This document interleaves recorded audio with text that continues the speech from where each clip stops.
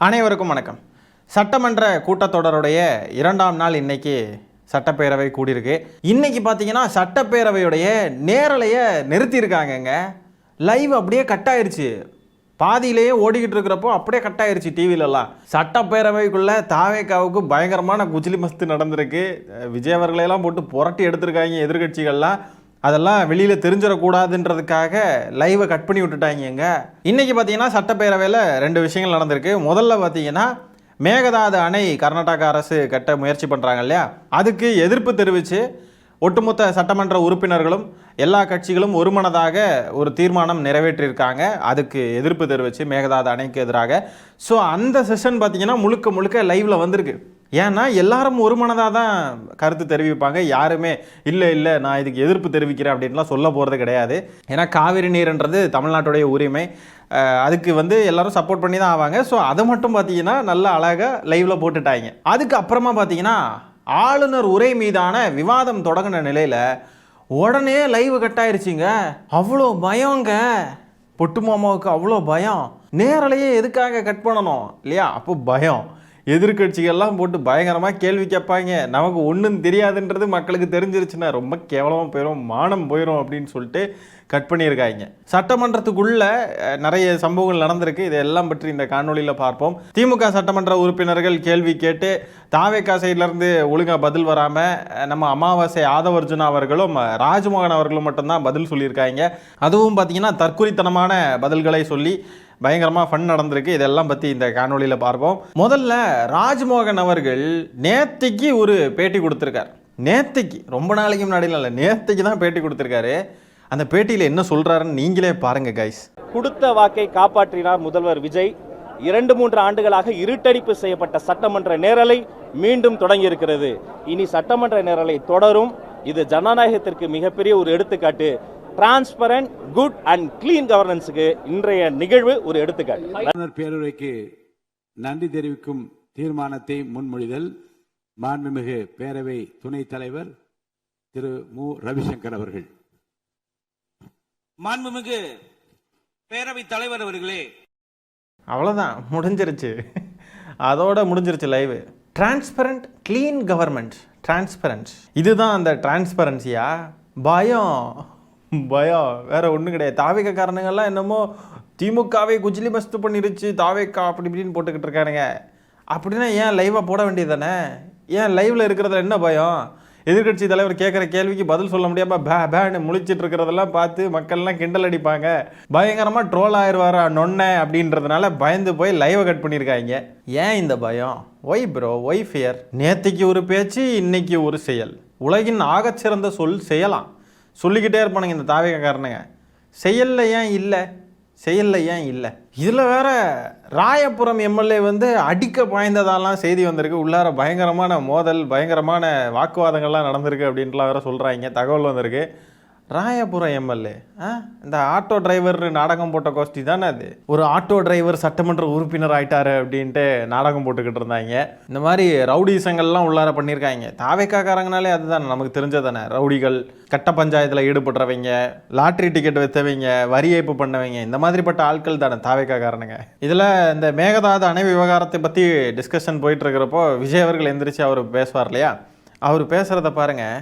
Rehearsal பண்ணாமல், மனப்பாடம் பண்ணாமல், ஆக்ஷன் அப்படின்னு சொல்லாமல் நார்மலாக அவர் பாட்டுக்கு சட்டமன்றத்தில் எல்லாம் பேசினா எப்படி இருக்குன்றதுக்கு ஒரு சிறந்த உதாரணம் பாருங்க.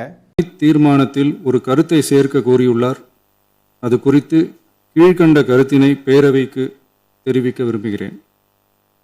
மேகதாது பிரச்சினை சம்பந்தமாக எனது தலைமையில் 26/5/2026 அன்று மேகதாது பிரச்சினைக்காக பிரத்யேகமாக தனி நடுவர் மன்றம் அமைப்பது குறித்து சட்ட வல்லுநர்களுடன் கலந்தாலோசித்து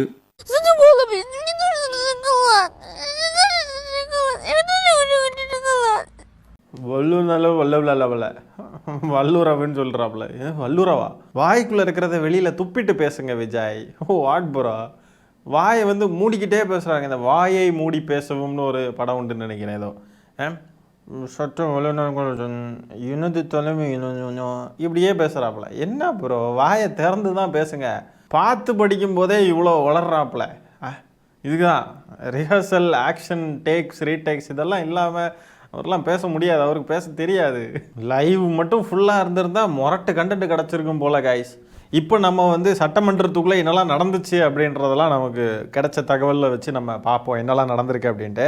முதல்ல முன்னாள் போக்குவரத்து துறை அமைச்சராக இருந்த சிவசங்கர் அவர்களும் ராஜ்மோகன் அவர்களும் பேசிக்கொண்ட விஷயம். முதலமைச்சர் விஜய் அவர்கள் வந்து எப்படி செயல்படுறாரு அப்படின்னா இயக்குனர் அட்லி மாதிரி செயல்படுறாரு.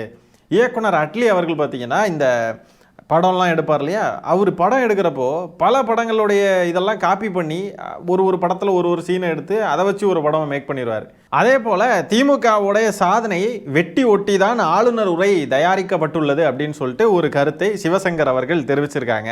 உடனே ராஜ்மோகன் அவர்கள் அதுக்கு பதில் சொல்லியிருக்காரு, சட்டமன்றத்துக்கும் அட்லிக்கும் என்ன சம்பந்தம் அப்படின்னு சொல்லி கேள்வி கேட்டிருக்காரு. அதுக்கு சிவசங்கர் அவர்கள் அட்லியை பற்றி மட்டும் கிடையாது, நான் சட்னி பற்றியும் பேசுவேன் அப்படின்னு சொல்லியிருக்காரு. அதாவது இதில் இருந்து என்ன புரிஞ்சுக்கணும், இதில் நிறைய தற்கூறிகள் என்ன பேசுகிறானுங்கன்னா அட்லிக்கு எதுக்கு என்ன சம்மந்தம், அட்லி எதுக்கு சம்மந்தம் இல்லாமல் அங்கே வச்சு பேசுகிறீங்க, அட்லி என்ன அட்லி. ப்ரோ வெயிட், தாவேக்காரனுங்களுக்கு எந்த மொழியில் பேசுனா புரியுமோ, எது சம்பந்தமான ஆட்களையோ இல்லை எது சம்மந்தப்பட்ட விஷயங்களை பற்றி பேசுனா அந்த இது புரியுமோ அதை வச்சு தான் பேச முடியும். படம், சினிமா, டைரக்டர், ஆக்ஷன், ரீடேக் அதெல்லாம் தான் புரியும். அதனால தான் இப்போ கூட விஜய் அவர்களை விமர்சனம் பண்ணும் பொழுது விஜய் அவர்களுக்கு வந்து ஆக்ஷன், ரீடேக் இதெல்லாம் இல்லாமல் அவருக்கு பேச வராது அப்படின்றது அதுக்கு தான் திரும்ப அதை தான் சொல்லிக்கிட்டு இருக்கோம். ஏன்னா இதெல்லாம் பற்றி பேசினா தான் புரியும்.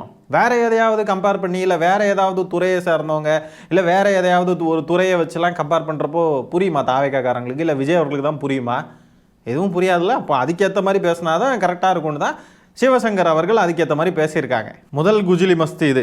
அடுத்ததாக சட்டமன்றத்தில் எதிர்க்கட்சி எம்எல்ஏக்கள் என்ன கேள்வி கேட்டிருக்காங்க அப்படின்னு பார்த்தீங்கன்னா, தாவேக்காவுடைய தேர்தல் வாக்குறுதியான மகளிருக்கு மாதம் 2500 ரூபாய் பயிர்க்கடனை முழுமையாக தள்ளுபடி செய்வது தொடர்பாக கேள்வி கேட்டப்போ பார்த்தீங்கன்னா அது சார்ந்த துறை அமைச்சர்கள் யாருமே வாயவே திறக்கலை. சமூக நலன் அமைச்சர் ஜெகதீஸ்வரி, கூட்டுறவு அமைச்சர் காந்திராஜ் இவங்களாம் தான் பதில் அளிக்கணும் இந்த மாதிரிப்பட்ட கேள்விகளுக்கு. ஆனால் யாரெல்லாம் பதில் அளிச்சிருக்கான்னு பார்த்தீங்கன்னா அமைச்சர் ராஜ்மோகன் அவர்கள், அமைச்சர் ஆதவ் அர்ஜுனா, இவங்க 2 பேரையும் தவிர்த்து வேறு யாருமே பேசலை. மேகதாது அணை விவகாரம் பற்றிய அந்த தீர்மானம் இருக்குது பார்த்தீங்களா, அதுக்கு முக்கியமாக பேச வேண்டியது அமைச்சராக இருக்கக்கூடிய புஷி ஆனந்த் அவர்கள். அவர் நீர்வளத்துறை அமைச்சர், அவர் ஒரு வார்த்தை கூட எந்திரிச்சு பேசலை. ஏன்னா அவருக்கு எதுவுமே தெரியாது. அவருக்கு என்ன தெரியும்னு பார்த்தீங்கன்னா அவங்க தலைவரை இட்னு போகிறது மட்டும்தான் தெரியும், வேற எதுவும் தெரியாது. லைவை கட் பண்ணதுக்கு காரணம் புரியுதா? ஏன்னா யாருக்குமே ஒன்றும் தெரியாது. வினாவிடை கிடையாதுன்னு சொன்னதும் இதுக்கு தான். எதிர்கட்சி எம்எல்ஏக்கள் யாராவதெல்லாம் ஏதாவது கேள்வி கேட்குறாங்க, அமைச்சர்கள்கிட்டலாம் கேள்வி கேட்குறாங்கன்னா ஒன்றுமே தெரியாது. இதில் வேற தாவேக்க அணில் குஞ்சுகள்லாம் முன்னாடி காணொலிகள்லாம் போட்டாங்க, தைரியம் இருந்தால் எங்கள் அண்ணனை வந்து நீங்கள் சட்டமன்றத்தில் சந்திங்க பார்ப்போம், சட்டமன்றத்தில் அவர் கூட சண்டை போடுங்க பார்ப்போம். உங்களுக்கு தில்லும் பிராணி இருந்தா சட்டசபையில் எங்கள் முதல்வர்கிட்ட மோதுங்க. எப்படிங்க தாவேக்காரங்களா? எப்படிங்க சட்டமன்றத்தில் மோதணுமா? எங்க உங்கள் அண்ணன் இந்த போஸை தாண்டி எதுவுமே தர மாட்டேங்கிறாரு, இப்படியே தான் இருக்காரு. நல்ல மிளகும் திப்பிலியும் சேர்த்து அரைத்து சுக்கு காப்பி போச்சு குடிங்க ஃப்ரெண்ட்ஸ் அப்படின்ற மோட்டில் தான் இருக்காரு. வாயை திறந்து பேச மாட்டாரு, பதில் சொல்ல மாட்டாரு, எதுவுமே இல்லையே. அவர்கிட்ட என்னத்தை மோதுறதுக்கு? அது மாதிரி நாகர்கோவில் சட்டமன்ற உறுப்பினர் ஆஸ்டின் அவர்கள் பார்த்தீங்கன்னா லா அண்ட் ஆர்டர் இஷ்யூஸ், சட்டம் ஒழுங்கு பிரச்சனை, அப்புறம் பாலியல் வன்கொடுமை கேஸ்லாம் நடந்துக்கிட்டு இருக்கு, எதுக்குமே வாயை திறக்க மாட்டேங்கிறாரு முதலமைச்சர். என்ன நடந்தாலும் நான் வாயவே திறக்க மாட்டேன் அப்படின்ட்டு சரித்திர புரட்சியை ஏற்படுத்தி வருபவர் முதலமைச்சர் விஜய் அப்படின்ட்டு எம்எல்ஏ ஆஸ்டின் அவர்கள் தெரிவிச்சிருக்காங்க. அதுக்கு எதிரிலிருந்து பார்த்தீங்கன்னா ஆதவ் அர்ஜுனா அவர்கள் பதில் சொல்கிறார். இதுக்கெல்லாம் பதில் சொல்ல வேண்டியது யார்? உள்துறையை நிர்வகிக்கக்கூடிய விஜய் அவர்கள் தானே பதில் சொல்லணும். சட்டம் ஒழுங்கு, பாலியல் வன்கொடுமை இதுக்கெல்லாம் வந்து முதலமைச்சர் தான் பதில் சொல்லணும். ஆதவ் அர்ஜுனா எந்திரிச்சு பதில் சொல்கிறார். அப்போ ஆதவ் அர்ஜுனா தான் முதலமைச்சரா? ஆதவ் அர்ஜுனா தான் பேசுவாரா? வேற யாரும் பேச மாட்டாங்களா? அதுக்கு ஆதவ் அர்ஜுனா எந்திரிச்சு என்ன பதில் சொல்லியிருக்காரு அப்படின்னா, எங்கள் முதலமைச்சர் கொளத்தூரில் பேசுனதுனால என்ன தேர்தல் முடிவு வந்துச்சு அப்படின்றது எல்லாருக்கும் தெரியும்னு சம்மந்தமே இல்லாமல் பேசுகிறாரு. லா அண்ட் ஆர்டர் இஷ்யூஸு, பெண்களுக்கு எதிரான குற்றங்கள் நடந்துக்கிட்டு இருக்கு, இதுக்கெல்லாம் என்ன பதில் சொல்கிறீங்க? இப்படி அமைதியாக இருந்தால் என்னன்னு சொல்லிட்டு ஒரு கேள்வி கேட்டதுக்கு எங்கள் தலைவர் பேசுனா எப்படி என்ன ஆச்சு பார்த்தீங்களா கொளத்தூரில் அப்படின்னு கிறுக்குத்தனமாக லூசுத்தனமாக பேசிக்கிட்டு இருக்காங்க. கேட்ட கேள்விக்கு பதில் சொல்லாமல் சம்மந்தமே இல்லாமல் எங்கேயோ பிடிச்சி தொங்கிட்டு இருக்கானுங்க. சட்டமன்றத்திலே இல்லாத ஸ்டாலின் அவர்களை பார்த்து பயந்து பதறிட்டு கிடக்கிறானுங்க. இப்போ கேள்வி என்ன? Law and order issues, women related crimes இதெல்லாம் நடந்துக்கிட்டு இருக்கு, நீங்கள் ஏன் பதில் சொல்லாமல் இருக்கீங்க, அமைதியாக ஏன் இருக்கீங்கன்னு சொல்லிட்டு ஆஸ்டின் அவர்கள் கேள்வி எழுப்புறாங்க அப்படின்னா அதுக்கு தகுந்த பதிலே சொல்லணும். அதுக்கு விஜய் அவர்கள் தான் பதில் சொல்லணும் முதல்ல. ஆனால் அதுக்கு ஆதவர்ஜுனா அவர்கள் எந்திரிக்கிறார். சரி, அவர் எந்திரிச்சு சொல்கிறார், ஏதோ ஒன்று பேசுகிறார் அப்படின்னாலுமே அதுக்கு ஏதாவது நியாயமாக பேசணுமா இல்லையா? சம்மந்தமே இல்லாமல் எங்கள் தலைவர் அங்கே பேசுனதுனால என்ன ஆச்சு பார்த்தீங்கல்ல அப்படின்ட்டு ஒரு மாதிரி மாஸ் பிஜிஎம் எலிவேஷன் அப்படியே ஒரு இது ராவண மோண்டா அந்த மோட்லேயே தான் இருக்கிறாங்க. ஸ்டாலின் அவர்களை பார்த்து அவ்வளோ பயம். அவர் தான் முடிச்சு விட்டுட்டோம் இப்படியெல்லாம் வச்சுக்கிட்டு இருக்கிறாங்க. அப்புறம் எதுக்கு இவ்வளோ பயம்? சட்டமன்றத்துக்குள்ளே போயும் நாங்கள் என்ன பண்ணோம் பார்த்தீங்களான்னா ஏன் அவரை நினச்சி இவ்வளோ பயப்படுறீங்க? ஏன் அவ்வளோ குமுறுறீங்க உள்ளார? சம்பந்தமே இல்லாத விஷயத்து கூட அவர் பேரை வச்சு எதுக்கு பேசிக்கிட்டு இருக்கீங்க? லைவை கட் பண்ணுறாங்க ஒரு பக்கம், இன்னொரு பக்கம் கேட்குற கேள்விக்கும் பயந்து போய் ஸ்டாலின் அவர்களை இழுத்து வச்சு பேசுகிறாங்க. பயம் எப்படியெல்லாம் வேலை செய்து பார்த்தீங்களா? 1ஆம் நம்பர் தொடநடுங்கி கட்சி தான் தாவேகா. 1ஆம் நம்பர் தொடநடுங்கி சிஎம். நேரலை மட்டும் வந்திருந்துச்சுன்னு சொன்னால் இன்னைக்கு பயங்கரமான கண்டென்ட் கிடச்சிருக்கும். இப்படி பயந்தாங்கோழி அரசாக இந்த தாவேகா அரசு இருக்கு. செய்தியாளர்களையும் சந்திச்சு எந்த விதமான பேட்டியும் கொடுக்கறதுல பதில் சொல்ல மாட்டேங்கிறாரு. சரி, சட்டமன்றத்திலையாவது எப்படியாவது ஏதாவது கேள்விக்கெல்லாம் பதில் சொல்லுவார், அதெல்லாம் நம்ம பார்த்துடலாம், அந்த ஒரு அதிசயத்தை பார்த்துடலாம் அப்படின்னு பார்த்தா அங்கேயும் பதில் இல்லை. அங்கே உள்ள லைவையும் கட் பண்ணி விட்டுடுறாங்க. ஆக மொத்தத்தில் இந்த 5 வருஷம் இப்படியே ஓடிருமா? அது மாதிரி இந்த சோஃபா மாடல் அரசை பாருங்கள். சட்டமன்றத்தில் சபாநாயகர் எல்லாரும் இப்படி கை தட்டுவாங்க இல்லையா, இப்படி அந்த டெஸ்கில் எல்லாம் என்கரேஜ் பண்ணுறதுக்காகலாம் இப்படி அடிப்பாங்க இல்லையா, அதையும் சபாநாயகர் சொல்லி கொடுத்து தான் தட்டுறாங்க தாவேகா எம்எல்ஏக்கள். இங்கே பாருங்கள்,